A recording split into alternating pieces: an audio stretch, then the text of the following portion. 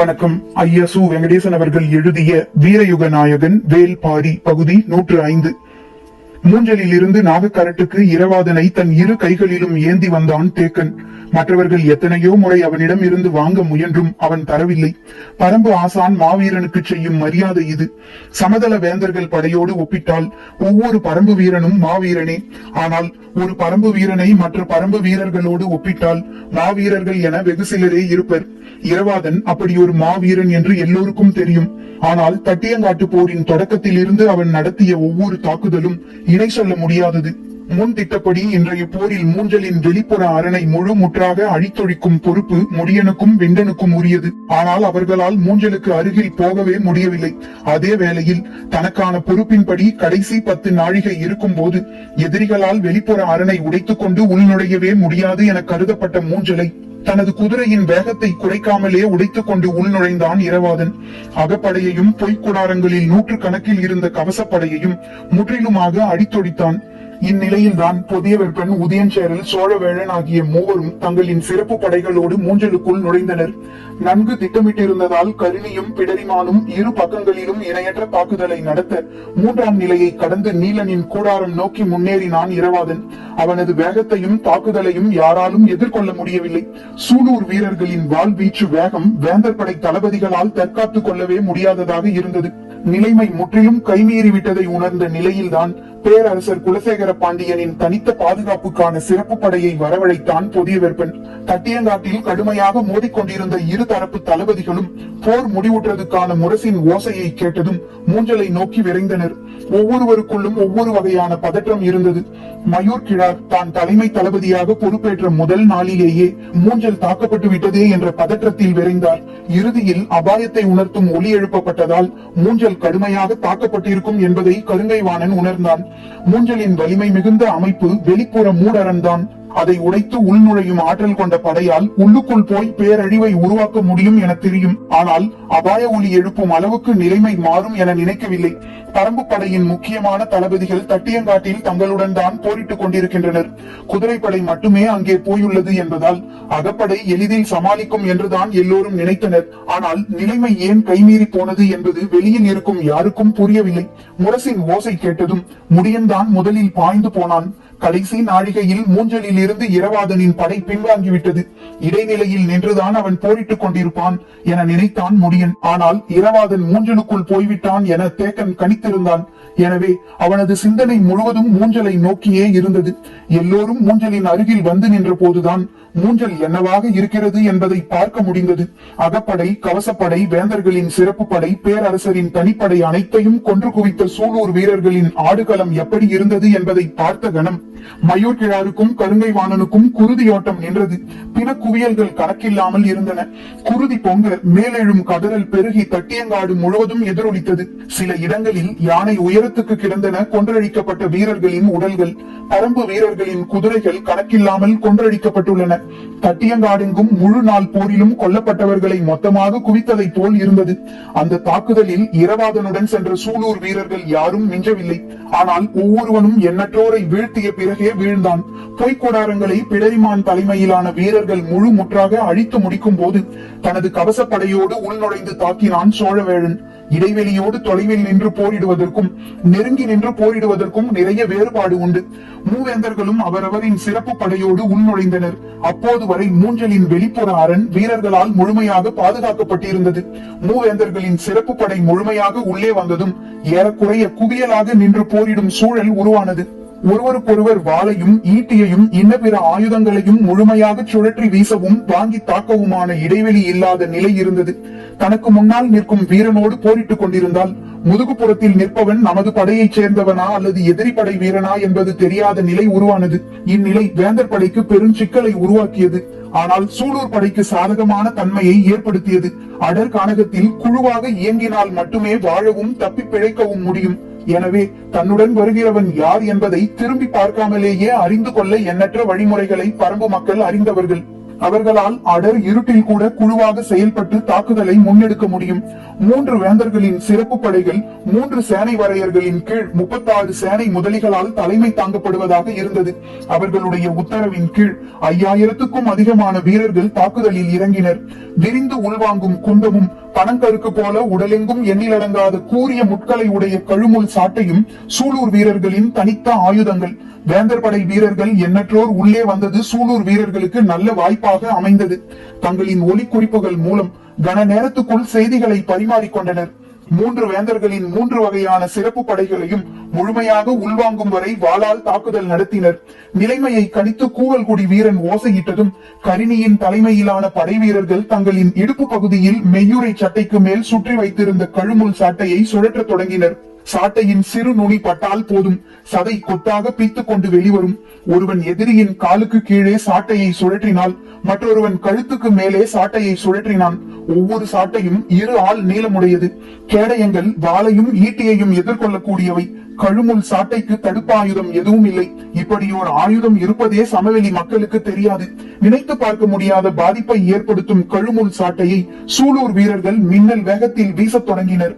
சதை மட்டுமன்று, கால் எலும்புகளையே பீத்துக் கொண்டு சென்றன சாட்டைகள். உச்சந்தலை முதல் கால் முட்டி வரை கவசம் அணிந்திருந்த சிறப்பு கவசப்படையை முதல் தாக்குதலிலேயே அஞ்சி பின்வாங்க வைத்தனர். அப்போது பின்னிலையில் நின்ற பிடரிமானின் தலைமையிலான வீரர்கள் குந்தகத்தால் குத்தி தூக்க தொடங்கினர். இருபெரும் பொறிகளில் சிக்கி சிதைய தொடங்கியது சிறப்பு கவசப்படை.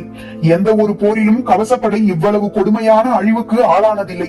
மூஞ்சலுக்குள் தாங்கள் உருவாக்கிய பொறியில் பரம்பு வீரர்கள் சிக்குவார்கள் என்றுதான் எல்லோரும் எதிர்பார்த்தனர். ஆனால் சூலூர் வீரர்களின் பொறிக்குள் முழு முற்றாக வேந்தர் படை சிக்கியது. அவசரத்தில் மூவேந்தர்களின் 3 சிறப்பு படைகளும் மொத்தமாக உள்ளிறங்கியதால் அவர்களால் போரிடுவதற்கு போதுமான களத்தை உருவாக்கி கொள்ள முடியவில்லை. இந்நிலையில் தாக்குதலின் அளவு எல்லை கடந்ததாக இருந்ததால் வெளிப்புற அரணை காத்துக் கொண்டிருந்த வீரர்களையும் உள்முக தாக்குதலுக்கு பயன்படுத்த வேண்டிய சூழல் உருவானது. இவையெல்லாம் சூலூர் வீரர்களுக்கு வாய்ப்பாகவே அமைந்தன. சூலூர் வீரர்கள் எல்லோரும் இன்றைய நாளின் முடிவை தெளிவாக தெரிந்தவர்களாகவே இருந்தனர். தாங்கள் உயிருடன் திரும்பும் வாய்ப்பு மிக மிக குறைவே. ஆனால் நீலன் மீட்கப்பட்டே ஆக வேண்டும். அதற்காக எல்லையில்லாத வீரத்தை வெளிப்படுத்தி வேந்தர் படையை முழு முற்றாக வீழ்த்த வேண்டும் என்ற குறிக்கோளுடன் போரிட்டனர். தட்டியங்காட்டில் இதுவரை நிகழாத பேரழிவை அவர்கள் நிகழ்த்தி காட்டினர். எண்ணிக்கையில் இதைவிட அதிகமான வீரர்களை இந்த போர்க்களத்தில் பரம்பு படை கொன்றழித்துள்ளது. ஆனால் அவர்கள் எல்லாம் பொதுவான படை வீரர்கள். இன்று சூலூர் வீரர்கள் அழித்தொழித்துள்ளதோ மூவேந்தர்களின் மிகச்சிறந்த படை வீரர்களின் தொகுப்பை. இந்த வீரர்களின் ஆற்றலை நம்பித்தான் வேந்தர்கள் தங்களின் பாதுகாப்பை உறுதி செய்வர். 3 பெருவேந்தர்களின் சிறப்பு படைகளும் 3 வகையான தன்மைகளை கொண்டிருந்தன.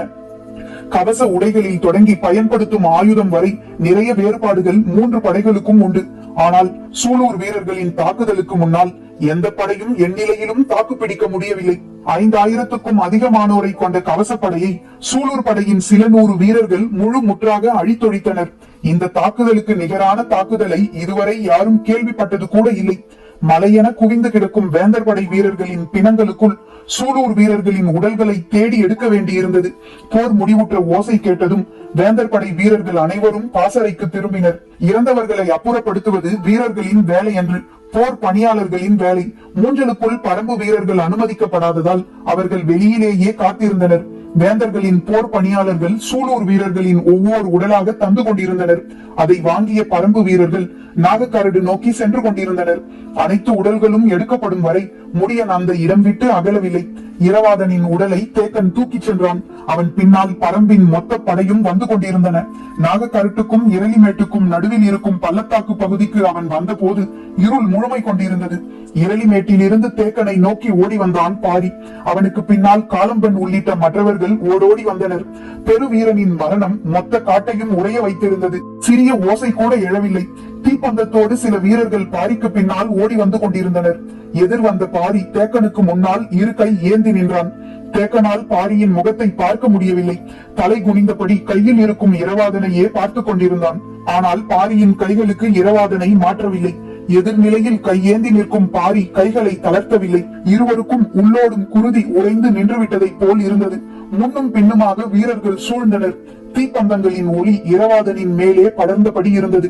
பாரி குனிந்து இரவாதனை பார்க்கவே இல்லை. நிமிர்ந்தபடி தேக்கனையே பார்த்து கொண்டிருந்தான். தேக்கனோ நிமிர்ந்து பாரியை பார்க்கவே இல்லை. குனிந்தபடி இரவாதனையே பார்த்து கொண்டிருந்தான். இருவருக்குள்ளும் உணர்வுகள் கொந்தளித்துக் கொண்டிருந்தன.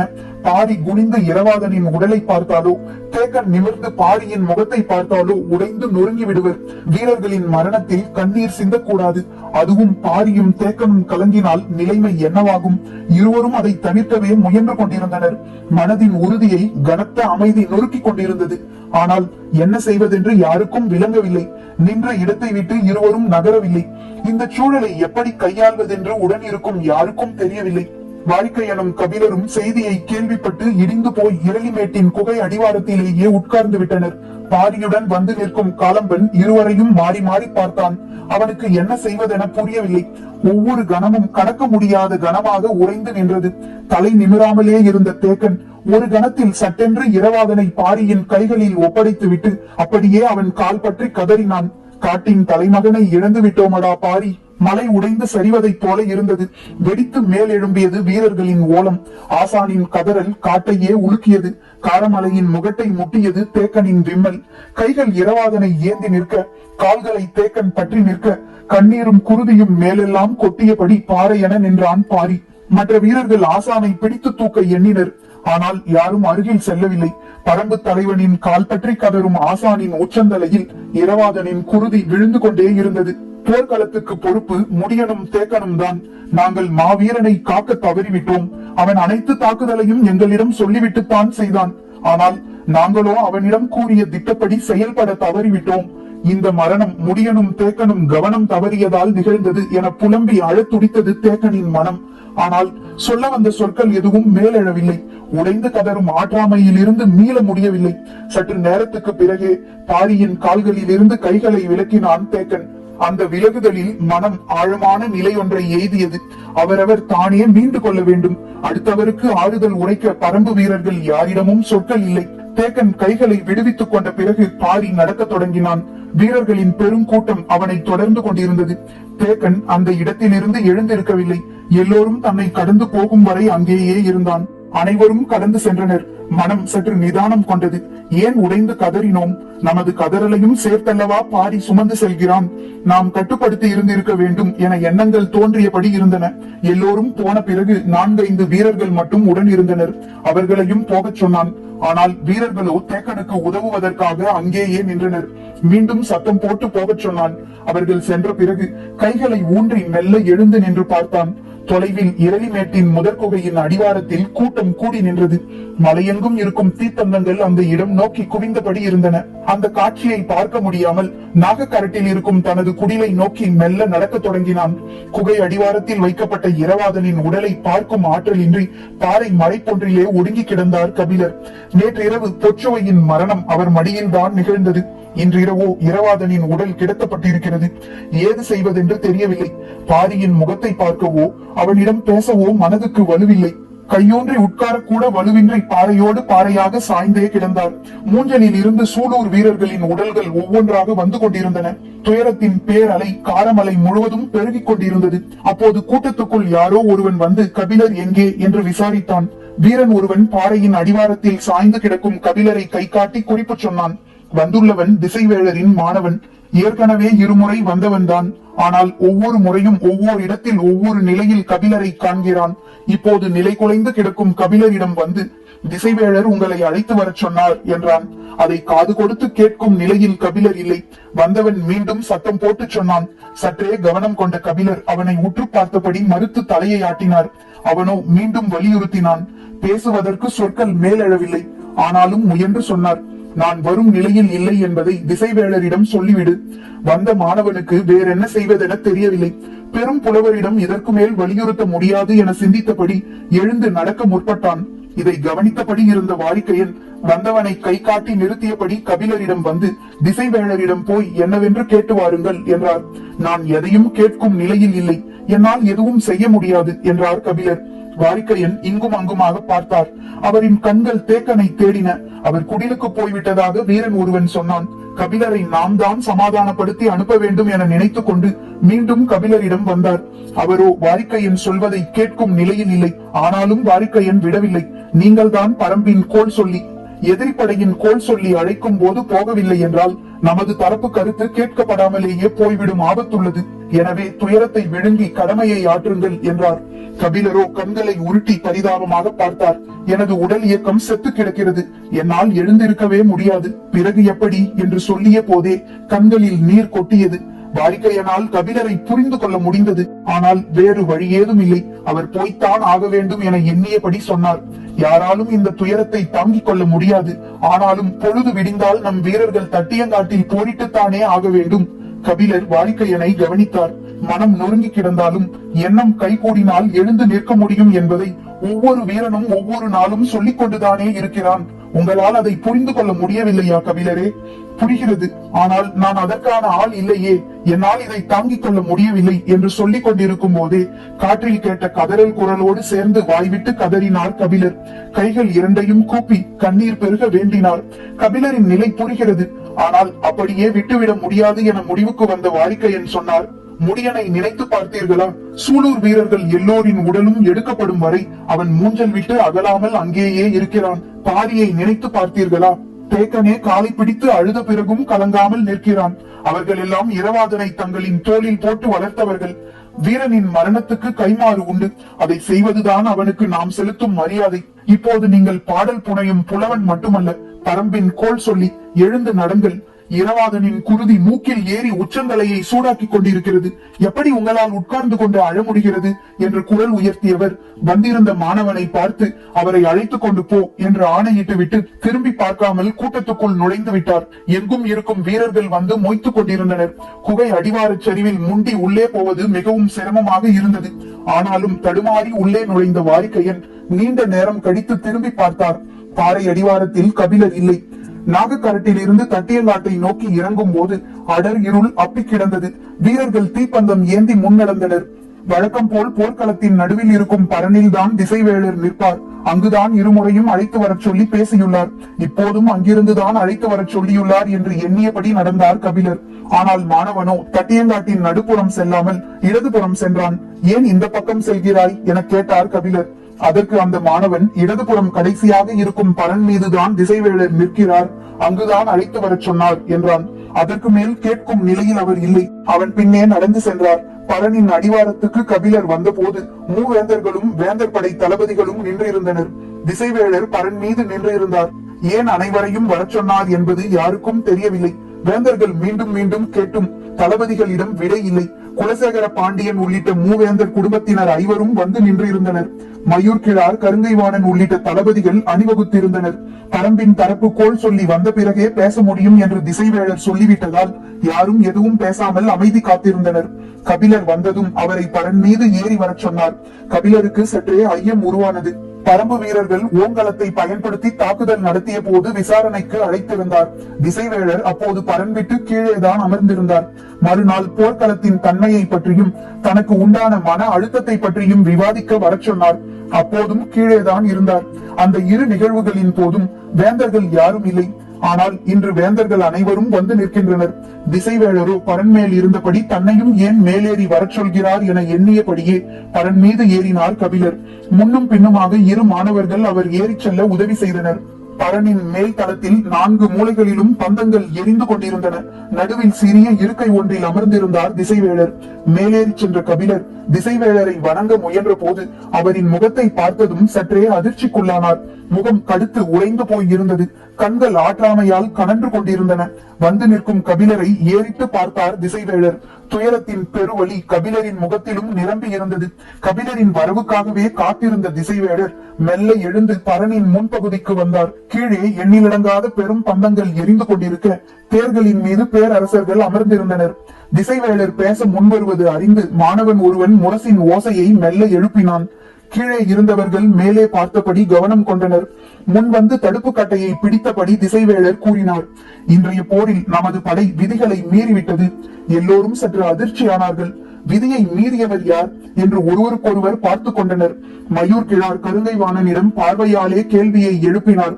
கருங்கைவாணனோ அப்படி யாரும் நமது தரப்பில் விதிகளை மீறவில்லை என்றான். தலைமை தளபதி என்ற முறையில் மயூர் கிழார்தான் இப்போது பேச வேண்டும். அவரோ கருங்கைவாணனின் மீது சற்றே ஐயம் கொண்டிருந்தார். அவனிடம் நன்றாக விளக்கம் கேட்டறிந்த பிறகுதான் பேசத் தொடங்கினார். நிலைமான் கோல் சொல்லியை வணங்குகிறேன். வேந்தர் படையில் யாரும் விதி மீறவில்லையே. போர் விதி மீறப்பட்டதை நானே கண்டேன்.